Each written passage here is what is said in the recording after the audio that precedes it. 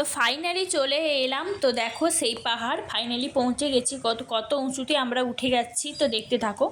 তো হ্যালো বন্ধুরা, সবাই কেমন আছো? আশা করি সবাই সুস্থ এবং ভালোই আছো।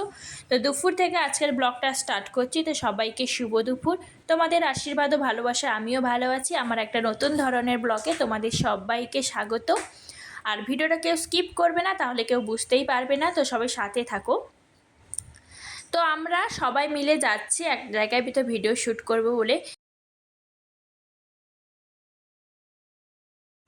তো বৃষ্টি হচ্ছিল, যেহেতু রাস্তাটা একটু জলজলই আছে, তাও অনেকটাই যেতে হবে হেঁটে, তার জন্য মাম্মাম কোলে উঠে গেছে।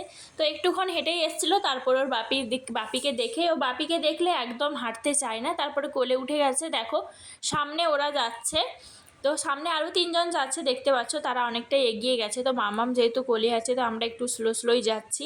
তো ওই যে দেখতে পাচ্ছ পাহাড়, তো ওই দিকেই আমরা যাব। তো তোমরা ভিডিওটা কন্টিনিউ করতে থাকো, দিলেই বুঝতে পারবে তোমরা যে কোথায় যাচ্ছি, কেন যাচ্ছি। তো দেখো অবশেষে আমরা যাচ্ছি। তো এরপর আমি হাঁটছিলাম, তোমাদের দাদাভাই ভিডিওটা করছিল। তো তেমন সময় পাইনি ভালো করে রেডি হওয়ার জন্য, তো জাস্ট একটা শাড়ি পরে আর একটা কানের মাথাটা একটু অল্প ভালো করে বেঁধে তারপরে চলে এসেছি। তারপর দেখো এদিকে চলে এসেছি। দেখো এখানে তোমাদের ব্রিজ হচ্ছে, তো নতুন ব্রিজ হচ্ছে। তো দেখো দেখতে পাচ্ছ ব্রিজটা তৈরি হচ্ছে। তো এখানে পাহাড়ের কাছে তৈরি হচ্ছে একটা হাইওয়ে। তো সেই হাইওয়ের কাছেই আমরা যাব। তো সেটা এখনও চালু হয়নি, মানে রাস্তা তোমাদের গাড়ি চলাচল হয়নি, হাইওয়েটা জাস্ট তৈরি হচ্ছে এখনও, মানে মানে অর্ধেক তৈরি হয়েছে আর এখনও বাকি আছে। তো এদিকটাই হবে। তো জাস্ট দেখো আমরা সেদিকে পাহাড়ের দিকে উঠছি। তো পাহাড় কেটে যেহেতু হাইওয়েটা তৈরি হচ্ছে, দেখতে পাচ্ছ অনেক উঁচুতেই হচ্ছে। দেখো চারদিকে পরিবেশটা দেখো, জাস্ট অসাধারণ। ওই যে জঙ্গলগুলো দেখতে পাচ্ছ, ওগুলো কিন্তু পাহাড়, ওগুলো কিন্তু জঙ্গল একদমই মনে করবে না, ওটা কিন্তু পুরোটাই পাহাড়। কিন্তু মোবাইলে হয়তো আমি ঠিক করে ক্যামেরাটা তোমাদের বোঝাতে পারছি না। ওটা কিন্তু পুরোটাই পাহাড়, যেহেতু বর্ষাকাল, যেহেতু পুরো একদম সবুজ সবুজ ঢাকা একদম। না হলে অন্য সময় হয়তো একটু ফাঁকা ফাঁকা লাগে, কিন্তু বর্ষাকাল যেহেতু সব গাছ তো বুঝতেই পারছো সব সময় সবুজই থাকে। তো অনেকটা উঁচুতে উঠতে হচ্ছে। তো মামামও কোলে আছে, একদম হাঁপিয়ে উঠেছি কথা বলতে বলতে। তো দেখতে থাকো অনেক উঁচুতে উঠতে থাকলি। তো উঠে উঠে লাস্ট পর্যন্ত চলে এলাম। এই দেখো এই যে হাইওয়ে, এখানে হাইওয়ে তৈরি হচ্ছে। আর এখানে আমরা এসছি ভিডিও শ্যুট করব বলে। তো কি হয়, কিভাবে শ্যুট করি, তো সব কিছুই তোমাদের সাথে শেয়ার করব। তো ভিডিওটা দেখতে থাকো। তো এখানকার ভিউটা জাস্ট অসাধারণ, তো তোমাদের বলে বোঝাতে পারবো না, এত সুন্দর লাগছিল আমার জায়গাটা। খোলা হাইওয়ে, আর সেখানে যে জঙ্গলটা দেখালাম তোমাদের, সেখানে নাকি শুনেছি বাঘ আসে। তো আমি সঠিক জানি না, তোমাদের দাদাভাই কোথা থেকে শুনেছে যে রাতের বেলা নাকি বাঘ বেরোয়। তো তোর কথা শুনে একটু ভয়ও লাগছিল। তো ততটাও ভয় লাগেনি, কারণ দেখলাম একটা বাড়ি আছে। তো এখানে আশেপাশে তেমন বাড়িও নেই, ওই দূরে দেখো শহরগুলো গড়ে উঠেছে, কিন্তু আশেপাশে কোথাও বাড়িও নেই তেমন। এই কাছেই একটা বাড়ি দেখলাম। তো জানি না কেউ থাকে কিনা বা আদৌ থাকতে পারে কিনা এখানে। পুরো জঙ্গলের মানে মাঝখানে, পাহাড়ের মাঝখানে একটাই বাড়ি, তো কেমন একটা লাগছিল জানো দেখতে। তো একটাই বাড়ি দেখো, এদিকে তোমাদের ভালো করে দেখো, একটাই বাড়ি, ওদিকে একটা দুটো বাড়ি আছে, মাঝখানে একদম ভেতরের দিকে। তো পাহাড়ের পুরো আমি শুনেছি এখানে নাকি বাঘ থাকে, তো খুব ভয়ও লাগছিল। আমি ভিডিওতেও কিছু কথা বলেছিলাম, সেটা তোমাদেরকে শোনাতে পারলাম না, তার কারণ ওরা অলরেডি গান চালিয়ে দিয়েছে।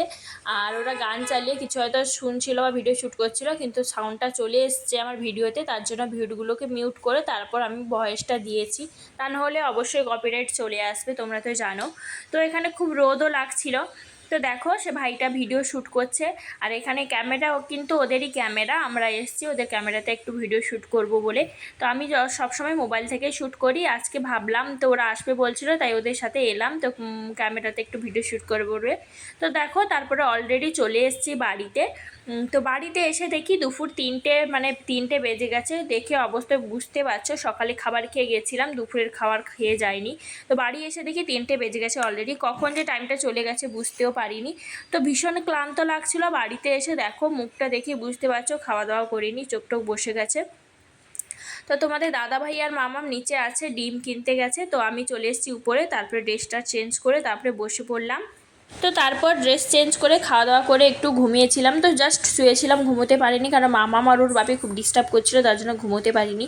আর সেখান থেকে আসার পর একটু অলরেডি যেহেতু মাথাতে রোদ লেগে গেছে, তার মাথা ভীষণ যন্ত্রণা করছিল, তাই উঠে পড়েছি। তো তোমাদের দাদাভাই বলছিল চা খা, আমি বললাম যে আমার শরীরটা একদমই ভালো লাগছে না, তুমি যাও চাটা করে আনো। তো প্রথমবার জীবনে লাইফে ফার্স্ট টাইম আমি ওর হাতে চা খাচ্ছি, কিন্তু ও রান্না টান্না করেছে, কিন্তু বাড়িতে মাংস টাংস হলে বা অনেক রান্না টান্না করে, কিন্তু চা কোনো দিনও করেনি। তো এই ফার্স্ট বিয়ে 4 বছর আমাদের হয়ে গেল, এই ফার্স্ট আমি ওর হাতে চা খেলাম। তো চাটা বানিয়েছে খুব দারুণ। তো বিয়ের পর প্রথম বরের হাতে চা খেলাম, ভাবছো কতটা এক্সাইটেড। তো থ্যাংক ইউ অল ভিউয়ার সবাইকে ভিডিওটা শেষ পর্যন্ত দেখার জন্য। তো যারা নতুন আমার বন্ধু দেখছো ভিডিওটা, অবশ্যই চ্যানেলটি সাবস্ক্রাইব করে পাশে থেকো। দেখা হবে পরের ভিডিওতে, সবাই সুস্থ থেকো, ভালো থেকো।